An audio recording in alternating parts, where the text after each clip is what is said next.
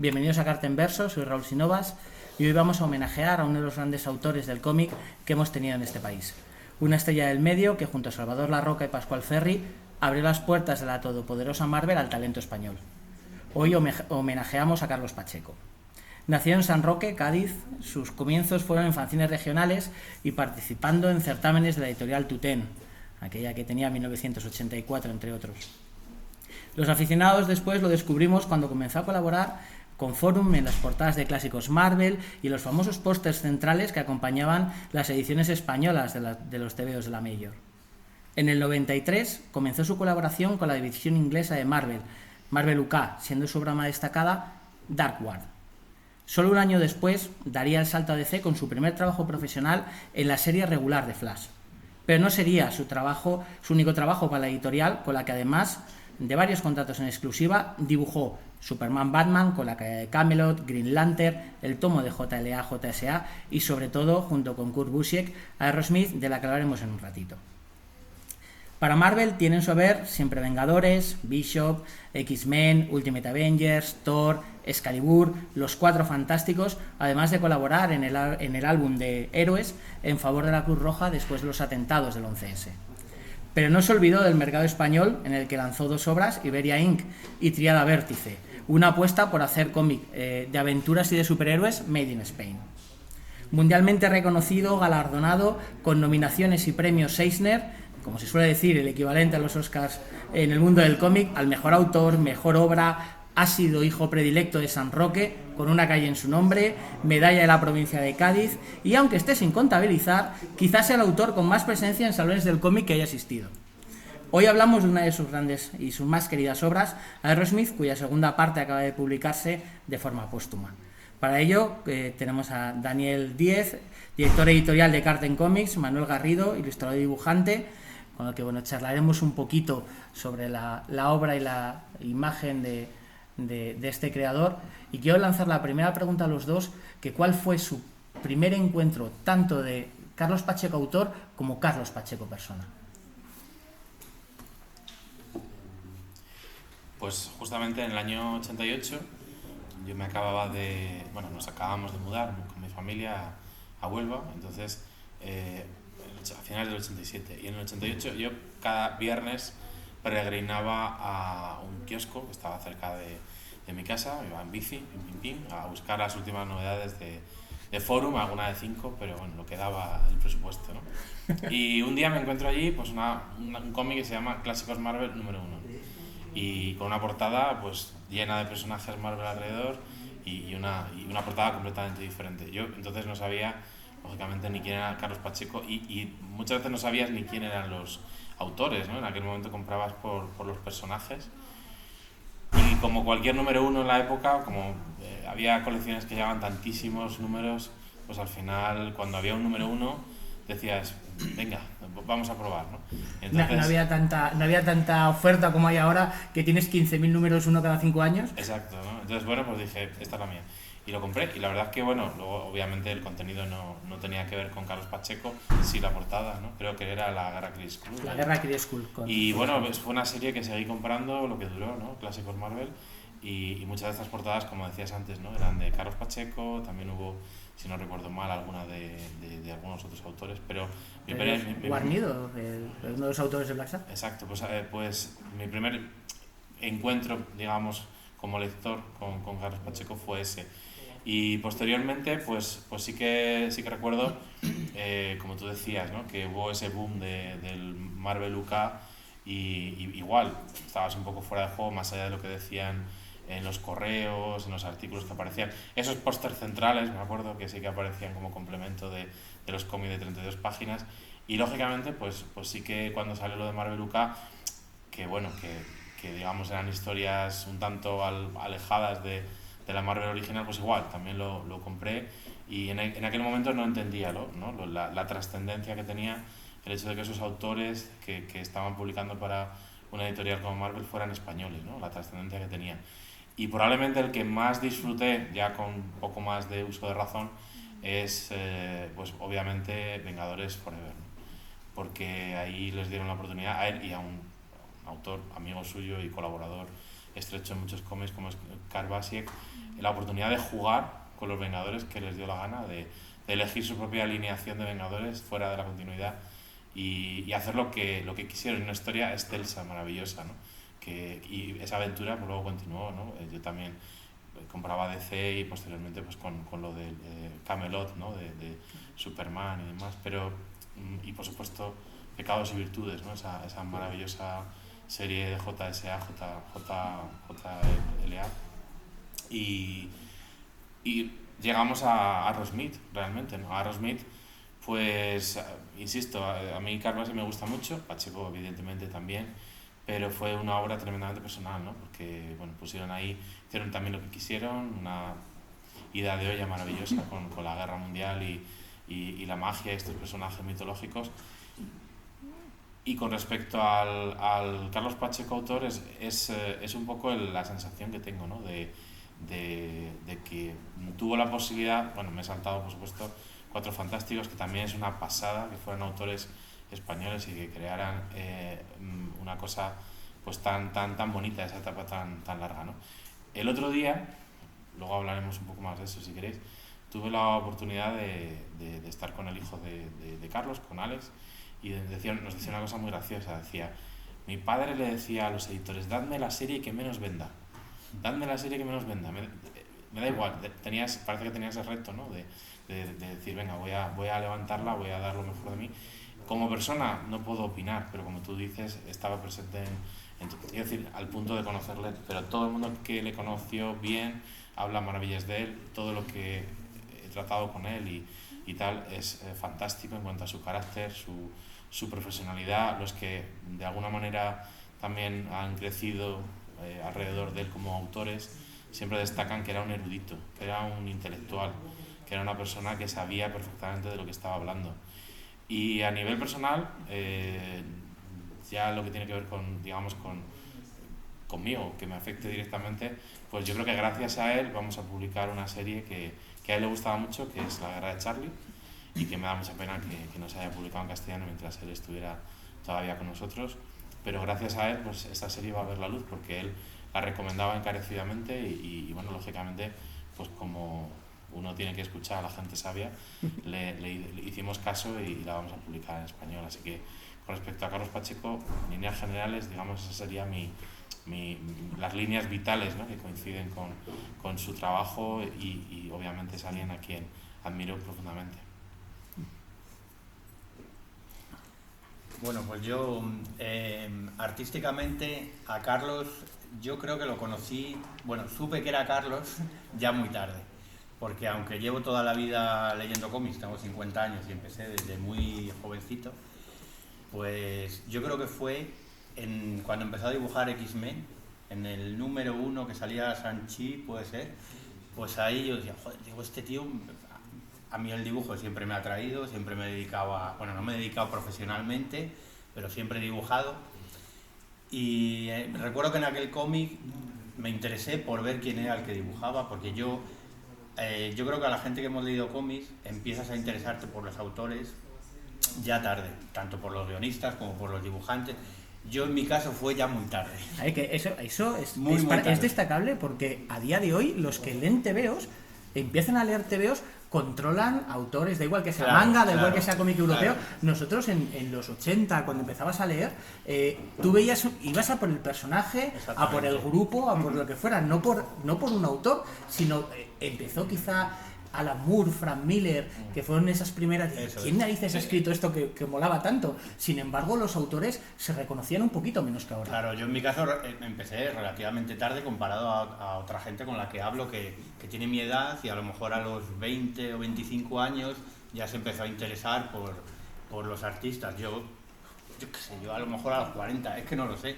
Yo empecé a leer y cuando un dibujo me gustaba, pues me iba a la portada o a la primera página donde venían los autores y recuerdo que vi lo de Carlos Pacheco y yo decía, joder, digo, me suena a mí este dibujo, cogí los Cuatro Fantásticos que lo había dibujado antes, digo, coño, si es el mismo y bueno, yo en mi locura de despiste que tengo siempre, pues ahí empecé a seguirlo y ahí empecé, como siempre, para mí lo mejor que tengo de él es siempre Vengadores. Además, en eso es curioso porque los primeros españoles que dibujaron Vengadores fue Carlos Pacheco con Siempre Vengadores y Manuel García, el primero en hacer la serie regular de los Vengadores. España está muy metida en el mundo Vengadores. Ajá.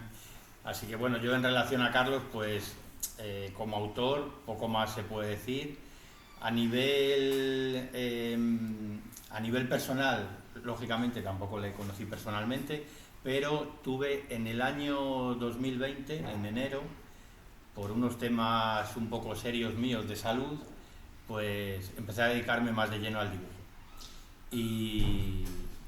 Y un día le escribí por Messenger sin esperanza ninguna de contestación, porque para mí, bueno, pues era como, no lo sé, como para alguien muy aficionado a Bruce Springsteen, pues escribirle y que le conteste.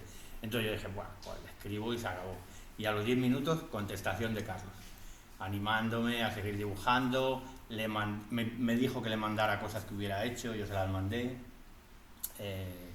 Bueno, me alabó el trabajo, me dijo que continuara, que estaba muy chulo, estuvimos hablando unos 10 minutos más o menos, una conversación muy agradable y nada más. Ese fue mi único contacto con él y luego, bueno, pues como pues siempre le he seguido su trayectoria desde que supe en los X-Men que era él, Carlos Pacheco, y eso me ha pasado con todos los autores, no me ha pasado solo con él, o sea, con todos. Pues cuando alguno me ha empezado a gustar, lo he empezado a seguir y bueno, y concretamente pues a Carlos, pues nada, pues como aficionado, pues un cariño especial, una gran tristeza por lo que ha sido y nada, y me alegro de que hayáis contado conmigo para esto. La verdad es que es la primera superestrella dentro del mundo del cómic español que hemos tenido, porque sí que es cierto que estaba Pascual Ferry, que estaba Salva la Roca y tal. Sin embargo, el primera espada que iba a los salones, el que explicaba, el que contaba los procesos, el que incluso hablaba con jóvenes autores para darles consejos, como comentabas antes, o bien ver los portfolios y mejorarlos, era Carlos, ¿no? Entonces, que siempre tenía tiempo para hacerte un dibujito y tal, que luego tocaremos ese tema porque era bastante divertido a la hora de las sesiones de firmas y pasando ahí tengo un anecdotario muy divertido porque en la extinta Expo Comic, allá año 2002, 2003, estuvo por allí y claro, aprovechas, lo llevamos a la radio a hacer una entrevista y tal, y le pedí un dibujito de perdóname, siento el atraco y tal, yo reconozco mi personaje favorito, Sientes de Sable, le pedí uno, me dijo que no le apetecía dibujarlo, que no, a ver, dame algo que mole más, ¿no? Dice, no, es que soy muy aficionado a los X-Men, bueno, un Magneto, mira, te voy a dibujar a los personajes que molan de verdad de los X-Men, que son Tormenta y Rondador Nocturno, o sea, ¿por qué me pides algo que no? Con lo que mola Rondador Nocturno. Y tú te lo planteas y dices, tiene que dibujar los pelillos, no es una cara que te dibuje una cara, dos ojos, sino que tiene un detalle y un trabajo bastante más importante, igual que Tormenta con las diademas y tal, y sin embargo prefería hacer algo que realmente disfrutara a la hora de entregarlo al resto, pues que coger y decir, me voy a lo fácil. Es una cosa que destacaba mucho a la hora del trato cercano. Sí, tiene lógica, porque el otro día fue casualidad, o sea, realmente me llamó un autor que es Mateo Guerrero para vernos, entonces íbamos a vernos en la línea, que estaba preparando precisamente un homenaje a Carlos Pacheco y demás, y entonces al final se complicó la cosa para él y dijo, pues mira, tengo que ir a casa de Carlos Pacheco en San Roque y quedamos allí. Quedamos en una cafetería que está enfrente de su casa. Entonces, bueno, pues quedamos allí, charlamos un rato y estaba esperando a su hijo, Alex, ¿no? Que vino, ¿no? Y contaba muchas cosas, pero una de las que contaba, que tiene que ver con lo de Rondador Nocturno, es que decía a su hijo que él curiosamente conservaba muy pocos originales. La mayoría pues los vendía o los regalaba o lo que fuera, ¿no?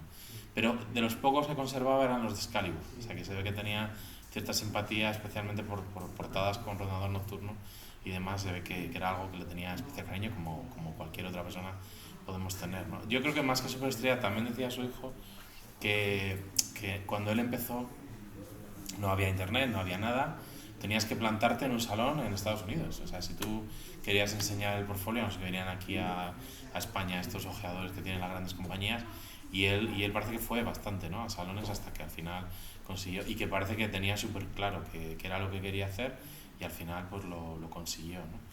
Contaban que cuando empezó Marvel UK y tal, se fueron Salva la Roca, Pascual y él a Inglaterra, les llamaron, les enviaron una carta de oye, veniros para acá que queremos hablar con vosotros, hacer unas pruebas, y claro, cogieron por lo visto la maleta, se liaron la manta a la cabeza y se fueron para allá, como quien dice, con lo puesto a ver qué encontraban. Y luego se volvieron con un contacto de Marvel y bueno, por lo visto Carlos estuvo ahí dándolo todo junto con Salva, dándole ese brío de no os preocupéis que nosotros cumplimos, hacemos lo que queráis. Claro, todo esto partiendo de la base de que, claro, mejor o peor, ahora el inglés lo trabajamos más, pero en ese momento la cosa era bastante más difícil de intentar chapurrear y hacerte entender en un país extranjero. Y cómo llegaba todo, porque otra cosa muy graciosa que nos contó Alex, el hijo, fue que claro, ahora tú mandas los originales, van escaneados o digitalmente los mandas por email, por WeTransfer o cualquier otro sistema de transferencia de archivos. Entonces no, es que se mandaban por FedEx. Y decía que salía corriendo de casa y llamaban a los de FedEx, oye, no me cierres que lo llevo el último día, a la última hora, y dice, constantemente salía corriendo con los originales debajo del brazo para meterlos en el sobre y mandarlos a Estados Unidos por FedEx. O sea, lo que supone el cambio también en la industria, ¿no? El que, bueno, sí fue una evolución y una cosa maravillosa que él y otros dibujantes pudieran empezar a trabajar a miles de kilómetros de distancia donde se estaban editando esos cómics, y en esas circunstancias totalmente distintas y mucho más complejas de las que tenemos ahora, que eso permite que haya él y estos otros compañeros de generación, pues eso, ¿no? Pascual Ferry, La Roca, abrieron el camino porque haya 30 o 30 y tantos autores españoles trabajando en Marvel como si nada, ¿no? Luego sí que ya pasando a otras obras, habéis comentado siempre Vengadores, que también le hicieron homenaje en las películas de Quantum Manía y demás con el personaje de Kang. Sin embargo, Aerosmith es esa obra que ha estado en boca de todos los aficionados al cómic durante mucho tiempo, porque primero es de las pocas veces que se toca la Primera Guerra Mundial en cómic, no suele ser habitual, todo el mundo se va a Segunda Guerra Mundial porque es quizá más cómodo, lo hemos visto en más películas, estamos más acostumbrados. Sin embargo, hablaron de Primera Guerra Mundial con algo tan sumamente peregrino como son los dragones, ¿no? Entonces, ver eso junto con Kurt Busiek, que los dos eran auténticas enciclopedias del mundo del cómic. Además, también como anecdotario, buscando un poquito, les hicieron un test a los dos cuando salió Aerosmith sobre el conocimiento de Marvel y DC, que tenían con 100 preguntas bastante extrañas. No es lo típico de dónde viene Superman, sino preguntas enciclopédicas. Kurt Busiek sacó 99 y Carlos sacó 97, con lo cual está el índice bastante alto. Estaban puestos en el tema, ¿verdad? Sí, bueno, en el caso de Siempre Vengadores, en aquella época existía lo que llamaban la sacrosanta continuidad, ¿no? Que ahora ya no existe, ¿no? Pero en aquella época los editores eran los que tenían que controlar que nada se saliera de madre, y esa historia pues permitía que jugaran con el tiempo y con los personajes un poco, pero aún así dentro de eso requería un conocimiento, como tú decías, enciclopédico de toda la trayectoria de décadas de Vengadores. Se nota el amor por el medio y quizá por eso es la que más nos ha llegado al corazón a los fans, yo creo, ¿no? Como también decía Manuel antes, que un poco es la favorita, además del mismo equipo. Pero en el caso de Aerosmith, en el propio texto que aparece en el segundo volumen, hay una cosa que me ha gustado mucho, que decía que la Primera Guerra Mundial, entre comillas, no es una guerra de buenos y malos. En la Segunda Guerra Mundial parece que hay un malo muy claro, ¿no? Sí. Hay un bando que es peor que el otro, ¿no? Siendo los dos malos, uno parece que es peor que el otro por motivos obvios, ¿no? Pero no es el caso de la Primera Guerra Mundial, ¿no? Entonces ahí parece que no querían entrar en esa dinámica de buenos y malos, sino que al final es una confrontación en la que de hecho se cuestiona realmente en algún momento pues lo de siempre, ¿no? El antibelicismo, que yo creo que es algo que está presente también, y por el hecho de que en otras obras, por ejemplo, hablamos antes de la Guerra de Charlie, se cuestione también esa poca ese poco sentido que tienen las guerras realmente, ¿no? Que la población sufre, que los soldados al final son mandados y que los de arriba son los que montan esa historia, pero se libran del horror de la guerra.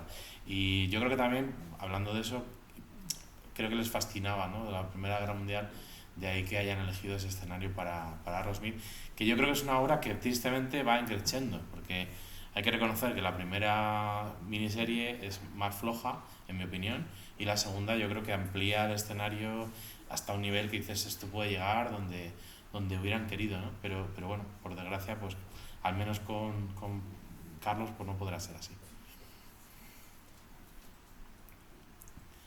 No, la cuestión también con Aerosmith es el planteamiento, decías tú, buenos contra malos, pero escondiéndote el tema de la magia como una manera de explicarte todo lo que sufrieron.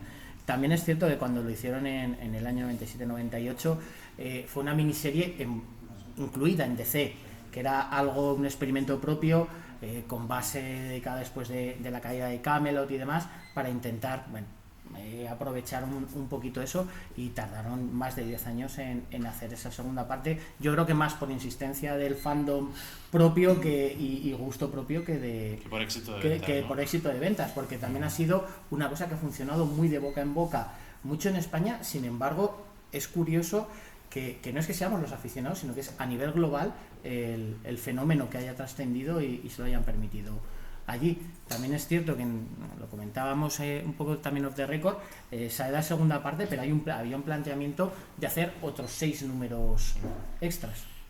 Yo el otro día me enteré, por esa casualidad que estuve allí, lo dijo Alejandro, Alex, que el plan es que lo iba a hacer Mateo Guerrero, el dibujo, a partir de esos bocetos de Carlos y obviamente con el guión de Carbasek, que andan detrás de él, pero parece que también tiene problemillas de salud y no contesta a los correos, pero sí que tenían ese plan. Luego ya veremos si sale adelante, pero a mí personalmente me parecería muy bonito, porque además Mateo Guerrero tiene 18 años menos que Carlos, más o menos, pero aunque no es un discípulo en sentido estricto de la palabra, pero un profundo admirador, amigo, vecino, hasta cierto punto, vive en la línea, Carlos en San Roque, y han tenido muchísimo trato, le ha aconsejado en su carrera también, y desde que era muy joven y quería ser dibujante, pues Carlos, según él, siempre estuvo ahí y siempre lo ha considerado como un hermano mayor. Entonces sería muy bonito también que pudiera continuar, aunque es algo muy personal de ellos dos. Si finalmente continuara con Mateo Guerrero, me parecería una grandísima noticia. Luego hay una pregunta ya por apreciación, porque también lo hablábamos con todo el tema de la salida de Aerosmith.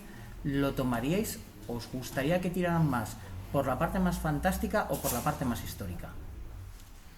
Yo por la fantástica. Por la parte más fantástica creo que tendría más tiro. O por lo menos porque a mí me gusta más así. Por ejemplo, es eso. Si miramos el primer número, tiene mucho trasfondo de cómo se vivía realmente en las trincheras. Se suele decir que la Primera Guerra Mundial fue la última guerra de caballeros, por aquello de que no había tanta maquinaria y porque realmente cuando se combatía en el aire estaban los ases, y casi se solía decir que se saludaban una vez que caían los aeroplanos. Sin embargo, tienen todo ese fondo de cómo se vivía, cómo eran las reglas dentro de lo que eran los ejércitos, cómo se comportaban unos y otros, y tiene ese tinte de realismo escondido a través de la magia, a través del amor, a través de las relaciones interpersonales, pero tiene ese punto de descripción gráfica histórica bastante interesante que claro, todos nos vamos más a lo fantástico. Sin embargo, esa parte queda oculta y creo que es algo a valorar. Sí, yo fíjate con Aerosmith, hoy mismo antes de venir me lo he repasado un poquillo, porque como hemos dicho antes, como he dicho yo antes también, para mí lo mejor es siempre Vengadores. Y una cosa que me pasa, claro, yo tiro más a lo que es el dibujo, a lo artístico. Me pasa con muchos dibujantes que me gusta más lo que hacían hace 10 años o 15 años que lo que hacen ahora, pero me pasa con muchos, Y por ejemplo, cuando empecé a leer en grapa, cuando salió Aerosmith, pues no me llegó a gustar del todo.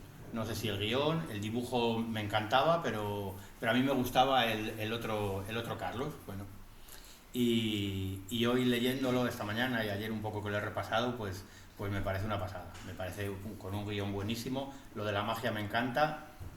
a nivel histórico está súper chulo, que eso está muy bien, lo que dices tú de las trincheras, la forma de vida, así que a mí me gustaría que tirara por lo fantástico, pero bueno. Yo voy a decir una cosa políticamente incorrecta. Siempre. Es necesario. Pues yo creo que la primera miniserie es un mal cómic bélico, o sea, un cómic bélico malo, en el sentido de que no acabas de ver, aunque salen las trincheras, el adiestramiento, que mandan a cientos de chavales al frente que caen como moscas, pero no te lo crees como un cómic bélico, ¿no? Aunque luego el dibujo es excelso, porque es de Carlos, y el guión está muy currado, o sea, el guión de Bosek es que no tiene... es un guionista que no tiene fallos, ¿no? En ese sentido. Pero la percepción como lector es que es un cómic bélico fallido, pero en cambio la segunda parte es un cómic fantástico maravilloso. O sea, esa evolución que también pasaron, como tú dices, una década entre una cosa y la otra, se ve perfectamente la evolución por dónde tenía que ir la serie. O sea, hay un momento histórico en que se ubica esa serie, esa mezcla de reinos fantásticos y con otros nombres en la Primera Guerra Mundial, el equivalente a nuestra Primera Guerra Mundial, pero la segunda parte es que abre el abanico tanto, o sea, te pone encima del tablero tantos escenarios que dices, wow, o sea, échame lo que quieras, o sea, es como una saga fantástica de primer nivel, ¿no? Que dices, aquí pueden estar 10 años haciendo, ¿verdad? Haciendo escenarios y ahora vamos aquí y ahora salen este tipo de seres fantásticos y luego el otro, y podrían explorar ese mundo de mala manera, ¿no? Si finalmente la continúa de Mateo Guerrero, tenemos El Bosque del Tiempo, que ha hecho él, que es una magnífica obra también de ciencia ficción, también con personajes de este tipo, y seguro que lo haría fenomenal. Depende obviamente del guión de Karbasik, pero yo creo que es eso, o sea, tuve la misma sensación que Manuel, o sea, cuando leí en grapas en aquel momento dije, pues vale, claro, muy bonito, pero sí, no me llena, ¿no? Ahora lo vuelves a releer años más tarde y te parece mucho mejor de lo que recordabas, pero sobre todo es que el segundo le da un empujón al concepto y a la serie que no te esperabas en la primera miniserie. Entonces, por eso también es una pena mayor aún, pero espero que de alguna manera alguien lo retome y pueda seguir para adelante. Luego, partiendo del tema del dibujo que comentabas, una de las cosas que tenemos que agradecerte, Manuel, es un dibujo de recreación de Carlos que has hecho. A la hora de verlo y a la hora de dibujar, intentar transcribir, comparado con otros trabajos que has hecho, ¿dificultad a la hora de enfrentarte a él? No lo sé. Bueno, a ver, todos los dibujos para mí tienen su dificultad. Da igual el autor, tú sabes que he hecho cosas muy bestias algunas veces de otros dibujantes, pero, a ver, concretamente este que he hecho, pues, a ver, es un dibujo bastante sencillo, por así decirlo. Pero sí que hice de Siempre Vengadores, que me flipa, que me lo he leído 1000 veces y me encanta repasar todas las viñetas y todo. Hice una recreación en A3, o no sé si fue en A2, ya no me acuerdo, de una portada de las de los cómics, que están los personajes como subiendo por un castillo completamente derruido o asomándose por un castillo, y esa me costó muchísimo hacerlo.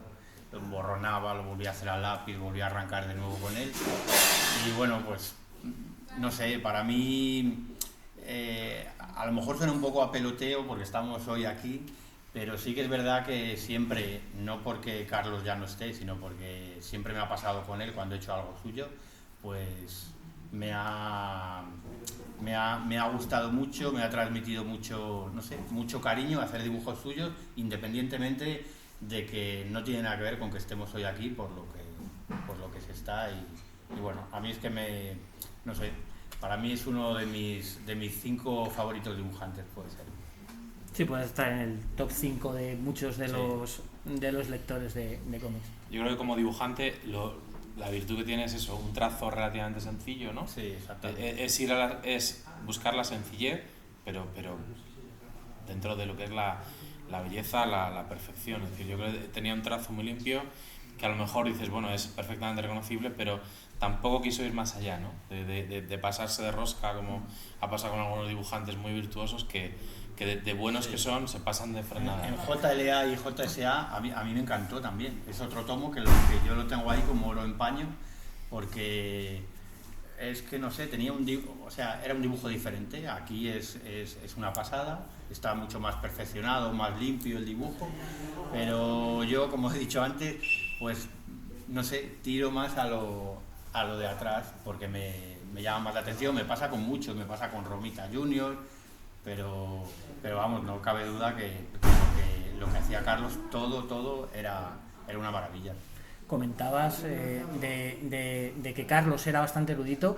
Una de las cosas que estuvo haciendo en los últimos años, que era una persona muy activa en redes, porque sí que es cierto que dejó muchos posts y dejó bastantes escritos, es sobre cómo había evolucionado el dibujo, la manera de dibujar y la manera de consumir cómic americano dentro del lector, porque antaño él dibujaba una bota directamente con pues un pequeño trazo, 2 dibujos, un canal a media caña, y era muy aparente. Una bota del Capitán América, era una bota roja con unas aletas. Sin embargo, a día de hoy tardaba muchísimo más porque tenía que buscar cuál era el modelo correcto que se utilizaba en la época para poder dibujar los cordones y la forma. Entonces, Carlos siempre comentaba eso de muchas veces nos pasamos de ver detalles cuando realmente no queremos pin-ups, queremos narración, queremos ver ese trazo, que todo fluya. No quiero un dibujo estático para tener un póster, sino contar historias.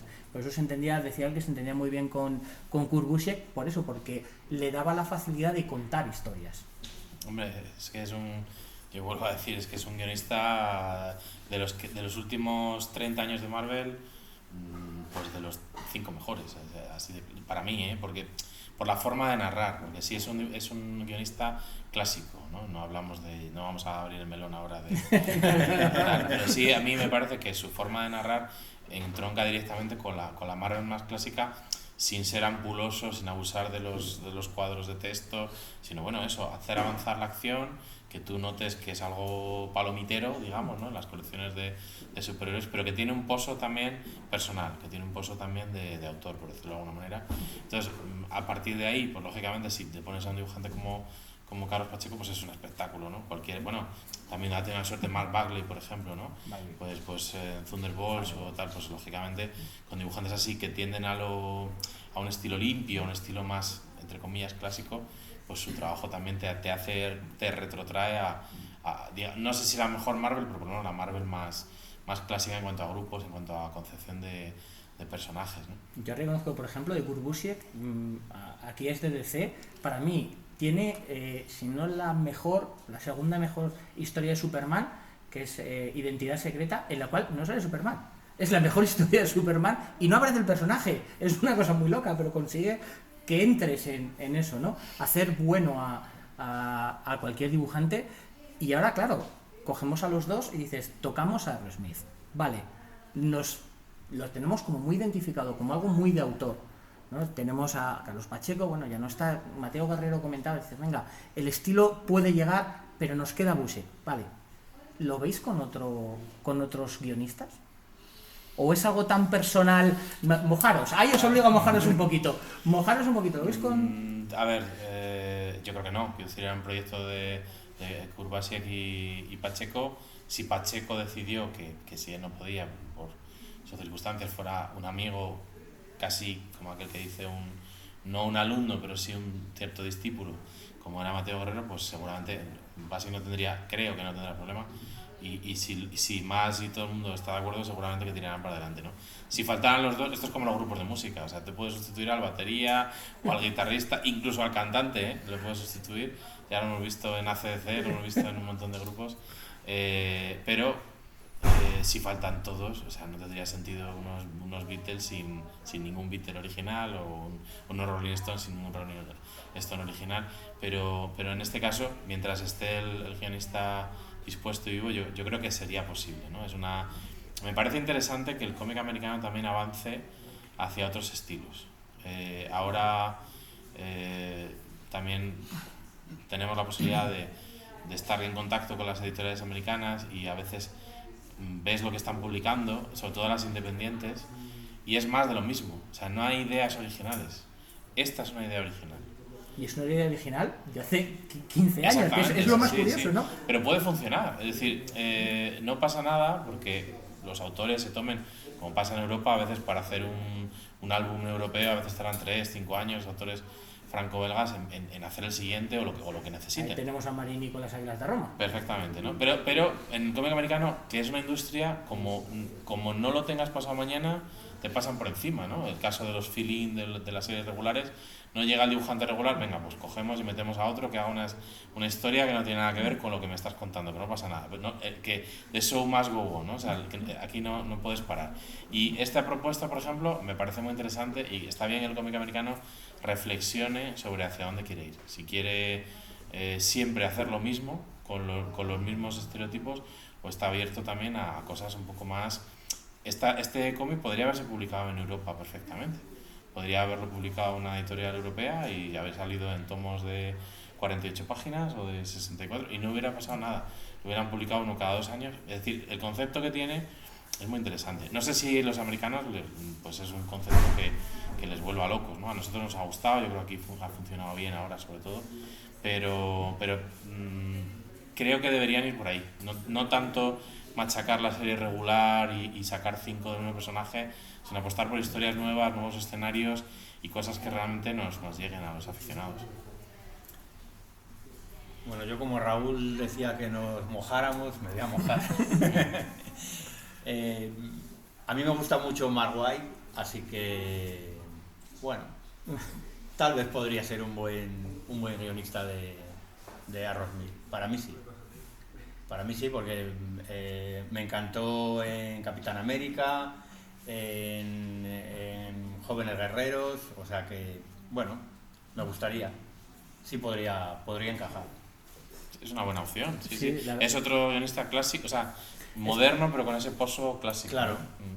Y es gente que ha aprendido, que lleva muchísimo tiempo escribiendo, que además es muy curioso porque volvemos a grandes clásicos, ¿no? En momentos donde la industria hay muchísimos autores, muchísimas colecciones, como comentabas, Dani, de quemar una franquicia. Cuando salieron los superhéroes en Marvel en el cinemático, sacaron 15 series de Vengadores, más 15 de Iron Man, más no sé qué. Al final te quedas sin gente buena que escribir y en momentos un poco de, como se suele decir, de necesidad artística, vuelves a los grandes clásicos, que eso es un poco el pozo que tiene este Arrowsmith, ¿no?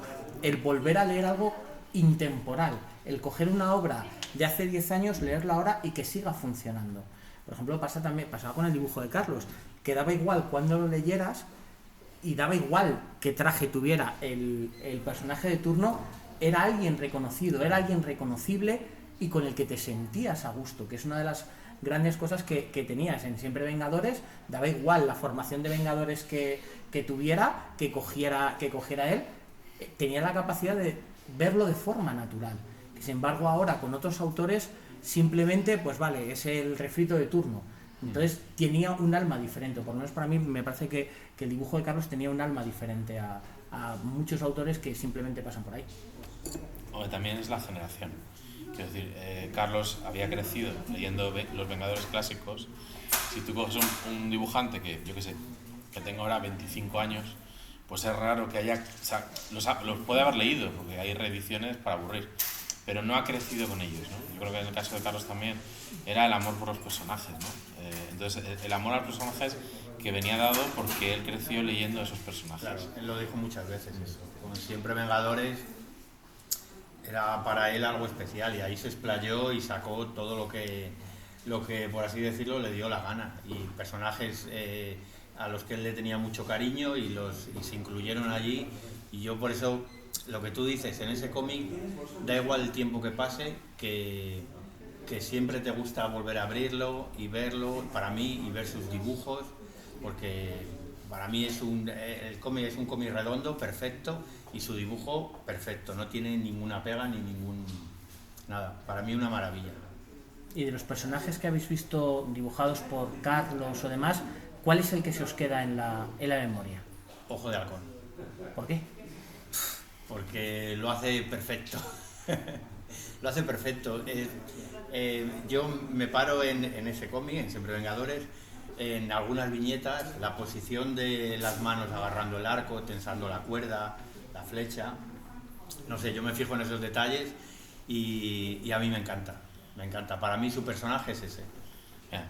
Se me han puesto Se me ponen los pelos de punta porque es que Ojo de Halcón es mi personaje favorito, ¿no? De los Vengadores. Yo iba a decir Capitán América, pero cuando ha dicho Manuel, de verdad que sí. Mira, tengo la piel de pollo. O sea, es que se me han puesto los pelos de punta porque es verdad. O sea, no es mi favorito, pero es el que mejor dibujaba. El mío sí, mira, no he caído en eso. O sea, no me he ido ahí, me he ido a ese Capitán América icónico, que no es un Capitán América, ¿cómo diría yo? Pusilánime, o como hemos visto en otras etapas, ¿no? Es un Capitán América que lidera, o sea, es un Capitán América que te lo crees.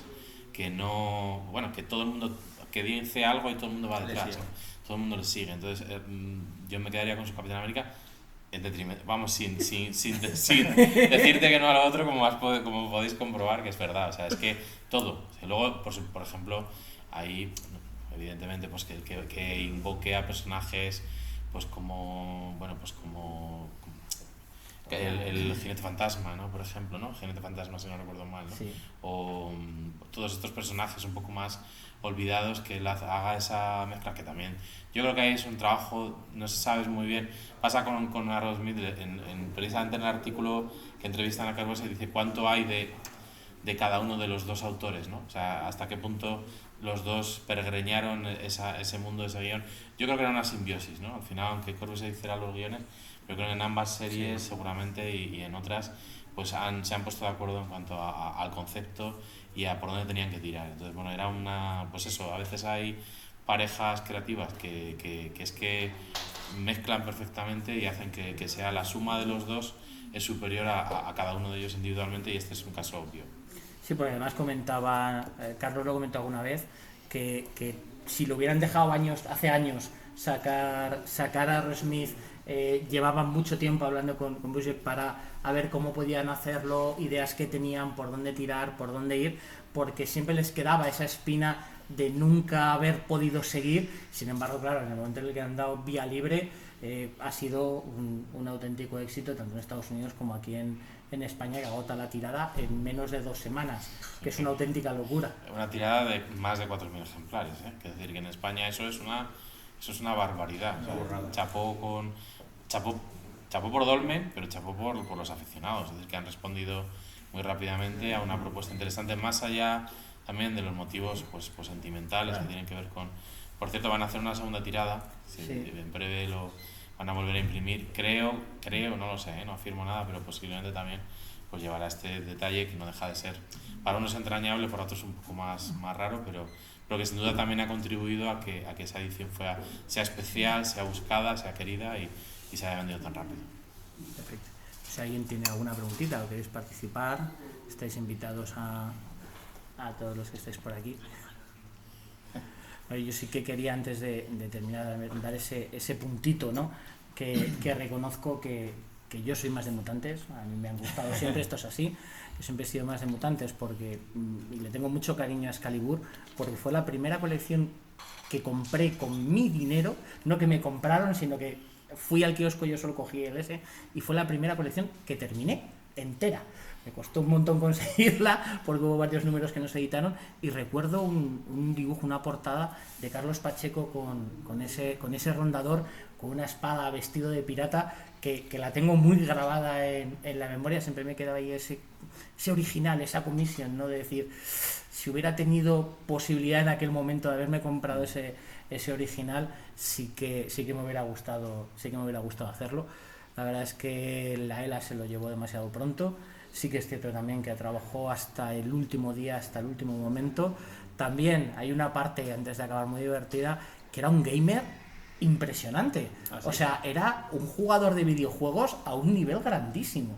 No sé si tocasteis o conocisteis esa etapa vosotros, pero además ha sido muy curioso porque le dio fuerte al WoW, le dio fuerte también al God of War. Era un jugón bastante empedernido. No, lo que sí sé, pero confirmaron el otro día, Mateo me decía, porque yo me gusta mucho la música, me dedico a eso muchísimo, y yo también le seguía en redes, y él constantemente ponía grupos raros, sobre todo de música americana y tal, y me decía, Mateo, dice, si hubieras estado con él hablando de música, los dos hubierais flipado, porque era muy melómano, sobre todo este tipo de música americana, y está bien, es decir, que al final, pues oye, cada uno no esté ahí metido solamente dibujando, ¿no? Sino que haya disfrutado, ¿sabes? Tiene la sensación de que, aunque se lo ha llevado demasiado pronto, pero que disfrutó de la vida, estuvo con todos los aficionados, ayudó todo lo que pudo a los que empezaban, disfrutó de jugar, de escuchar música, de estar con la gente, de esa también un poco, no, retranca no gallega, pero sí esa gracia de Cádiz, y yo creo que fue una persona feliz y que así debemos recordarlo también, ¿no? Como un gran autor, como alguien a quien admiramos, pero sin duda como persona pues fue alguien de quien nadie pudo hablar mal y que además sabemos que se lo pasó pipa mientras pudo pasarse pipa. Sí, nos queda esa parte, ¿no? de tenerlo siempre presente, porque cada vez que ibas a un salón estaba ahí, cada vez que le hacías alguna pregunta contestaba, siempre dispuesto, siempre atento, y la verdad es que es esa referencia que echaremos de menos siempre. Pues muchas gracias, hasta aquí tenemos el capítulo de Carta en Verso, tendremos más sorpresitas en el siguiente, y desde aquí, Carlos, gracias por todo.